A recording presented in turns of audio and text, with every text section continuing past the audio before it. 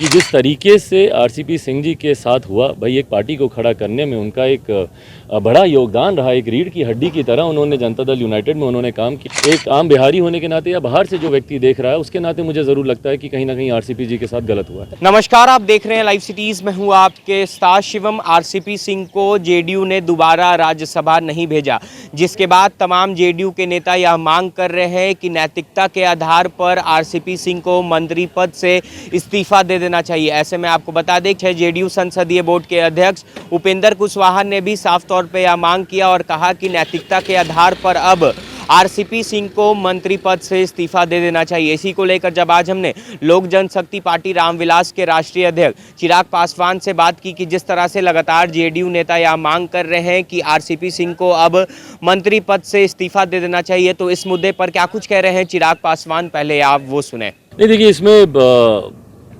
मेरा खैर बोलने का कोई हक पुनः नहीं बनता, क्योंकि जनता दल यूनाइटेड का पूरी तरीके से ये इंटरनल मैटर है कि भाई वो किसको राज्यसभा भेजना चाहते थे, किसको नहीं भेजना चाहते थे। केंद्र में उनके पार्टी के मंत्री थे, वो उनको वहाँ पे कंटिन्यू करने देना चाहते हैं, नहीं देना चाहते हैं। जहाँ तक रही मंत्री पद की बात, ये पूर्णतः विशेषाधिकार प्रधानमंत्री जी के पास है कि वो अपनी कैबिनेट में वो किसको वो मंत्री रखना चाहते हैं, किसको वो मंत्री नहीं रखना चाहते। तो ये दोनों पे मेरा बोलना उचित नहीं है, बट मैं इतना मैं ज़रूर कहूँगा कि जिस तरीके से आरसीपी सिंह जी के साथ हुआ, भाई एक पार्टी को खड़ा करने में उनका एक बड़ा योगदान रहा। एक रीढ़ की हड्डी की तरह उन्होंने जनता दल यूनाइटेड में उन्होंने काम किया। आज के मौजूदा मुख्यमंत्री जी को मुख्यमंत्री बनाने में, उनकी पार्टी के संगठन को मजबूत करने में ज़रूर उनका एक बड़ा योगदान रहा। क्या कारण रहे कि उनको दोबारा नहीं भेजा गया, ये जनता दल यूनाइटेड ही बेहतर बता सकती है। बट एक आम बिहारी होने के नाते या बाहर से जो व्यक्ति देख रहा है उसके नाते मुझे ज़रूर लगता है कि कहीं ना कहीं आरसीपी जी के साथ गलत हुआ है। राष्ट्रपति के लिए अगर मुख्यमंत्री उम्मीदवार होते हैं लास्ट तक आपका मेरी शुभकामनाएं होंगी।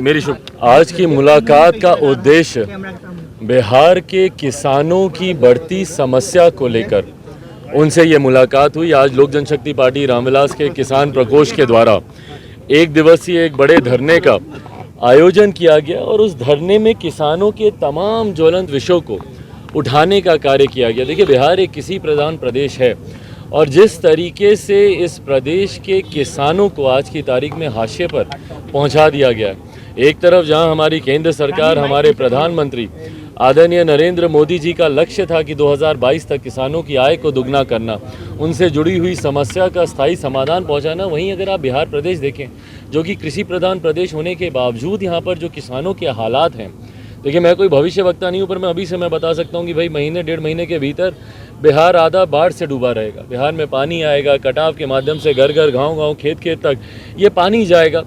क्यों नहीं इसका स्थायी समाधान ढूंढा जाता है?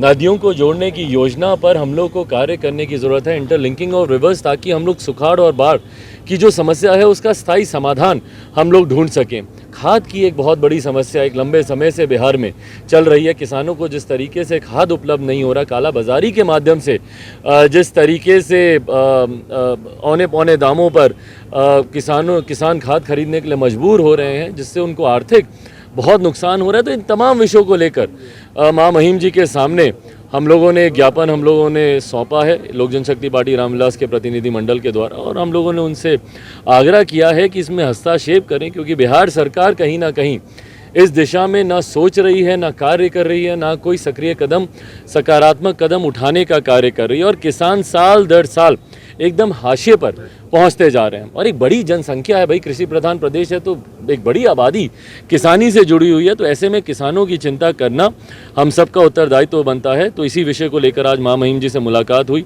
सकारात्मक आश्वासन उनके द्वारा दिया गया। उन्होंने भी इंटरवीन करके, जिस घर परिवार जिस पृष्ठभूमि से वो आते हैं, तो ज़रूर मां महिम भी किसानों की समस्या से पूरी तरीके से वाकिफ़ हैं। उन्होंने भी सकारात्मक संकेत दिए हैं कि इस दिशा में ज़रूर इनकी तरफ से कुछ पहल होगी। आपने एक घोटाले की बात कही है, जो गंगा नदी का पानी राजगीर और फल्गु नदी में ले जाने की बात है, उसमें घोटाले की बात की है। क्या है वो मामला और क्यों घोटाला? देखिए, स्थानीयों के द्वारा जिस तरीके से इस योजना में अधिकारियों के द्वारा जिस तरीके से भ्रष्टाचार की बातें सामने आ रही हैं, और मुझे लगता है कि इन तमाम विषयों पर जांच होनी चाहिए, पर जांच करेगा कौन? दिक्कत यही है हमारे प्रदेश में कि जांच के नाम पर सिर्फ लीपापोती होती है। बड़े से बड़े कांड हुए हमारे प्रदेश में, बड़े से बड़े अपराध हुए, और तमाम विषयों को सिर्फ जांच की ओढ़नी पहनाकर छोड़ दिया गया। आज तक कोई जांच पूरी हुई हो या उसकी रिपोर्ट आई हो या उस रिपोर्ट के आधार पर कार्य किया गया हो, ये अभी तक तो कम से कम हम लोगों ने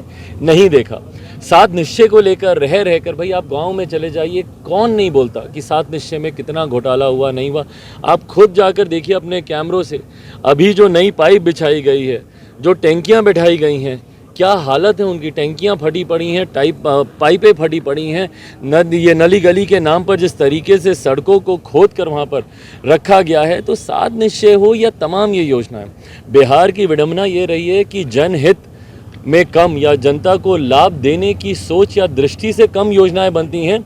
अधिकारियों की सोच और दृष्टि को ध्यान में रखते हुए योजनाएं ज़्यादा बनती हैं। इसीलिए बिहार में आप किसी भी आम बिहारी से पूछ लीजिए कि आप बिना घूस बिना भ्रष्टाचार के कोई एक सरकारी काम है जो होता है, नहीं होता है। इस पर मैं चाहता हूं कि मेरे मुख्यमंत्री गंभीर हों। कई बार मैंने कई ऐसे विषयों की जानकारी उनके समक्ष मैंने रखी, क्योंकि मेरे प्रदेश के मुख्यमंत्री होने के साथ साथ वो मेरे गृह मंत्री भी हैं, पर उनसे जिस सकारात्मक पहल की अपेक्षा मैं रखता हूं वो अभी तक नहीं पूरी होने के कारण आज मां महिम जी से मुलाकात हुई और उनको जिस राजगीर जिस विषय का हम लोग जिक्र कर रहे हैं, इसकी भी जानकारी हम लोगों ने मां महिम को दी। तो आपने साफ तौर पे सुना, चिराग पासवान का कहना है कि ये जेडीयू का मामला है, जेडीयू किसे राज्यसभा भेजना चाहती थी और किसे नहीं। पर उन्होंने यह भी कहा है कि केंद्रीय मंत्री आरसीपी सिंह ने जेडीयू के संगठन को मजबूत करने के लिए काफ़ी ज़्यादा योगदान दिया। ऐसे में आरसीपी सिंह के साथ कहीं ना कहीं गलत हुआ है।